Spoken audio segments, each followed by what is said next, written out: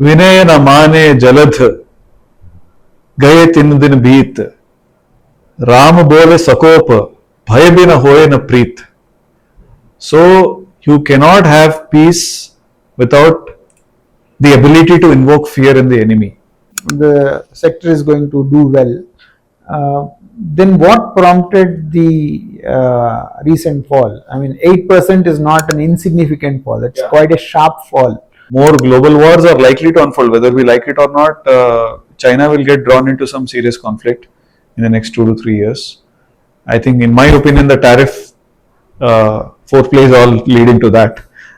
Which actually might be a good thing. If you're a long term, if you're an equity investor, it's better to be long term. But then you don't restrict yourself to one sector. So our 2.4% might even go to 3% because we are fighting these kind of competitors, and I believe that the next few years are going to be a lot of geopolitical turmoil. Now the question is, then itna turmoil hoga, so what will happen to markets? Will markets crash? So is it just a correction, or are there factors that are causing this fall? I mean, has it cooled down as a sector? Do you see further fall? Hi Ram, defense stocks seem to have been taking a bit of a beating, and just wanted to discuss with you if there is anything in defense of defense stocks. I think defense has moved from offense to defense, if you take a football analogy, right?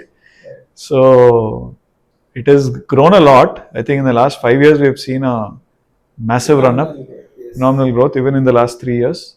Last 1 month there is nearly 8% correction in the defense index, the Nifty Defence Index. So is it just a correction, or are there factors that are causing this fall? I mean, has it cooled down as a sector?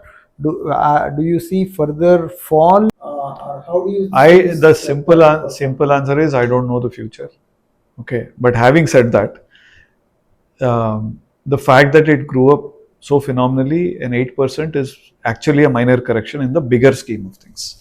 We all know that defense as a sector has got a very long runway ahead of it. India, we can talk about specific numbers, but India's emphasis on Atmanirbharta and building stuff in India, India's GDP growth itself is at what, 7.5%, and our percentage GDP spend is nearly 2.5%. So even if GDP grows, we are talking about, and 2.5% remains the same, we are talking about a annual growth of around 7%.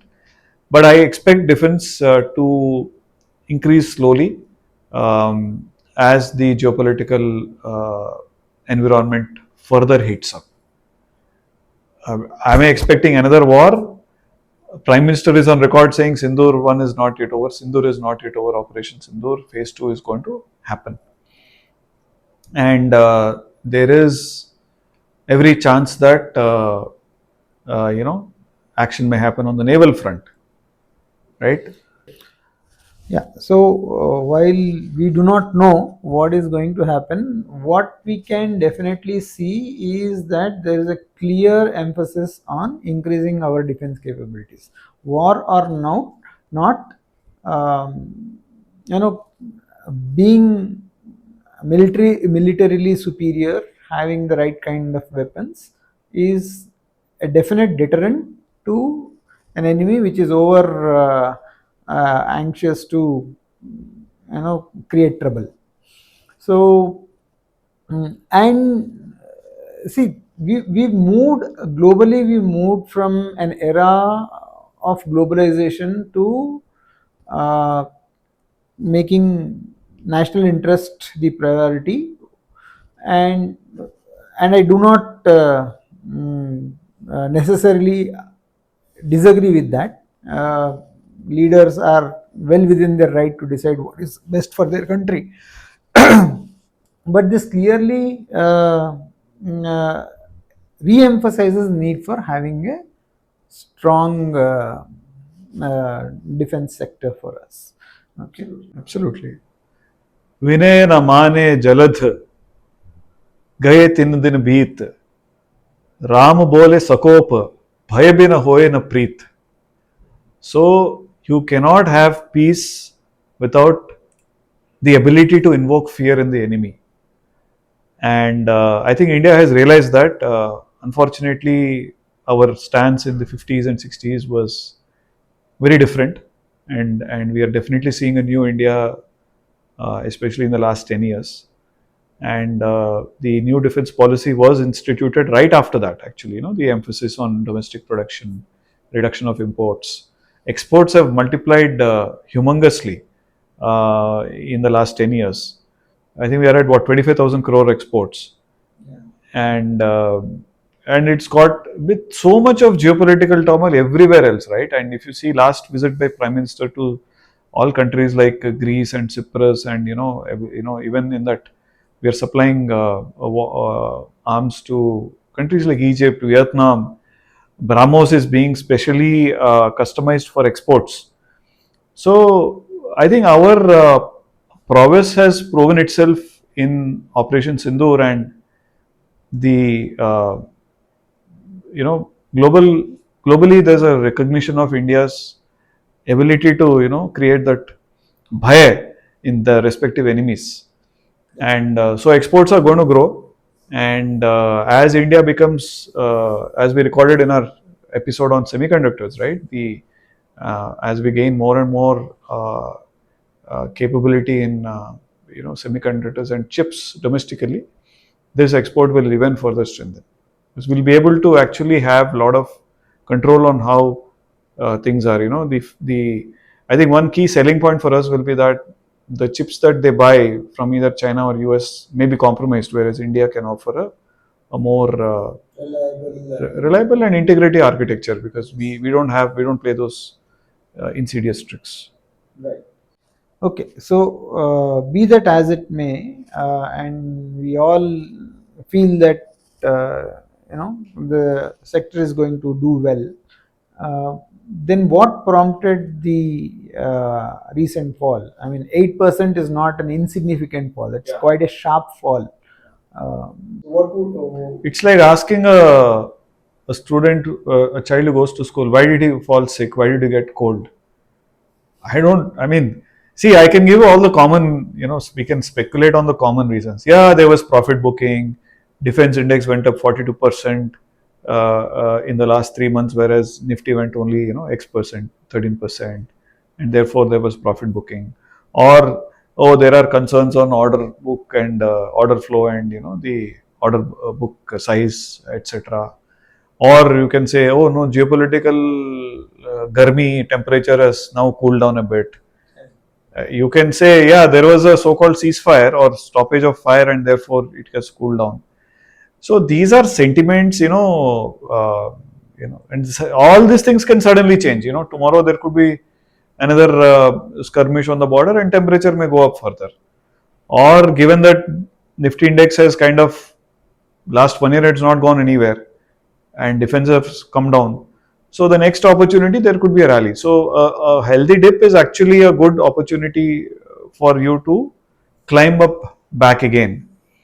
So I think broadly, whether it is price correction or order book concerns, or geopolitical temperature going down, these are all transient in my view. Yeah, in fact, if anything, I would say at a global level, geopolitical tensions are actually flared up. It doesn't have to be an actual exchange of fire at the border. The kind of statements that leaders are making, and the kind of scenario that we are seeing in the Middle East. I don't think defense expenditure is likely to be cut. We are spending about close to 7 lakh crores on defense, and even if you discount the pensions, etc., but there is a huge amount of money that is being paid on modernization of our equipment, technology, etc. So yeah, maybe price corrections, maybe whatever comparison to the index, etc. But this sector continues to remain an attractive sector from an investment perspective. Yeah, we are invested in it. Yes. And like you said, 75% of spending is reserved for domestic companies. Correct. I mean, that's phenomenal, right? And we're talking about nearly 7 lakh crores of budget, and there's a certain growth rate. We are expecting 50,000 crore worth of exports by 2030, which is 2x of where we are. In my opinion, that number will be met even earlier. Okay, and more global wars are likely to unfold, whether we like it or not. China will get drawn into some serious conflict in the next 2 to 3 years. I think, in my opinion, the tariff foreplay is all leading to that. Okay, then the uh, Sindur too might come into action in the next. Yeah, but my point is that irrespective of all this, the sector will do well because the spending will continue, irrespective of whether there's an actual war or not. The spending will continue because, and therefore, we don't have to really look for whether a part two of Sindoor is going to happen or not, etc. You as a policy, we decided that we'll be completely Atmanirbhar here, uh, and we are being quite ambitious also. We want to do everything indigenously, and therefore, I think companies which are in the sector need to scale up. Now, what my concerns are with respect to this sector: one, as an investor, I do not want to go overboard on this and say invest in a defense sector fund. Okay, because up and down is part of life, and I don't want to park my money where the fund manager is compelled to remain invested in a sector where, and that might not be a great allocation strategy. The second thing I need to guard against is to buy just any company which claims to be part of the defense sector. The normal parameters that we apply, the roots and wings philosophy, the fundamentals, the valuations, all these things need to be taken care of before you put money on any company. And despite its promising growth, even companies in the defense sector need to be subjected to the same rigor of investing. Bang on, Manoj. One should not uh, put all eggs in one basket. And we've always advised investors to not get into sectoral funds in a big way, because a typical psychology of a mutual fund investor is to not exit at least 1 year, otherwise exit load will be there. So especially new entrants, there'll be that fear. And also there's this whole capital gains tax and all that. So general inertia will kick in for an investor. Which actually might be a good thing. If you're a long term, if you're an equity investor, it's better to be long term. But then you don't restrict yourself to one sector. I agree. I'm not saying one has to keep churning the portfolio. Defense, we discussed all these numbers, right? The investor, if he were to directly invest in defense stocks, one has to be really careful, right? A, PSU stocks, while have done well, BL, HL all have done well, but then there is a risk with PSU. We all know that. One has to be cognizant of that. Risk reward ratio has to be constantly monitored. Then defense is not one homogeneous sector, right? There are these aircraft plays, there are these electronic plays, there are the naval. Within Navy, there is shipbuilding. Again, shipbuilding, commercial and defense. So there's one again has to have significant diversification in the defense pie. That that is required, and so therefore the best strategy is to have an allocation to defense in your overall portfolio, and let it run, and not to just bet on a particular index or a sector fund, in my opinion. Yeah. Okay. Keep watching out for company performance. Now we go by, for example, order book. That is one of the indicators that analysts will look for in analyzing a defense stock. But I guess we also need to go a little further and see to what extent has the company been able to convert the order book. There's no point in accumulating order book if I'm not able to execute. So it's not just book, but it is also bill. Okay, how much are you able to actually convert it into revenue? So I think these are some of the factors that need to go into a decision on which particular stock in defense, or for that matter any other sector. So while we look at defense as a great sector, we continue to hold the view that every stock needs to be looked at individually uh, and should be invested in on its own merit. Absolutely. One, I think it's a bottom-up strategy as always, and defense definitely is throwing up those good companies, and uh, again, large cap, mid cap, small cap. There is good stocks in pretty much all the layers here. With smaller cap companies, one has to be cautious about the promoter and profitability of the company and ability to execute the order book, as you said. But overall, given that we are 2.4% of defense spend as part of GDP, it may appear higher than other democracies, but let us also be clear that most of the European so-called democracies, they have United States supporting them, backing them, and demanding its pound of flesh. And USA spends about 3.5% of GDP. China claims to spend 1.5%, but then I can't trust their GDP figures, and neither can I trust their numbers. So my guess is they would be 4 to 5%. Okay, um, uh, 4% is like what Pakistan spends, and I'm sure China would spend something similar. So our 2.4% might even go up to 3% because we are fighting these kind of competitors, and I believe that the next few years are going to be a lot of geopolitical turmoil. Now the question is then, itna turmoil hoga, so what will happen to markets? Will markets crash? We have to look at what happened in World War II, right? I think the stock market saw one of the best rallies after World War II started. Okay, between 1939 and 42. Maybe there was again a lull after that. So, us time mein there's so much of manufacturing, so much of building that happens that there are companies which will really do well. I'm not wishing for war, but I'm saying that if war happens, there will be enough economic activity. So, an investor should not really worry. If the war is really bad, we are all dead.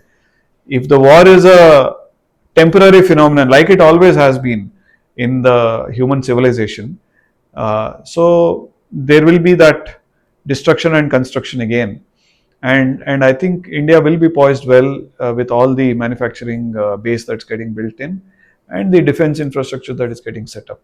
And we have not yet seen Navy's bit of action in Operation Sindoor, and the Prime Minister actually said Navy ko tumhara mauka aayega jaldi. Okay, so that phase will come. Then naval stocks, ship stocks may actually start running after that. So ये सब phenomenon है. I agree that it is a sector to watch for the next 3 to 5 years for sure, and not get out right this point in time thinking that it is cooled down.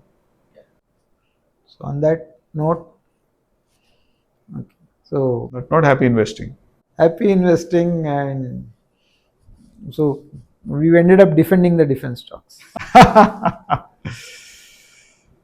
All right.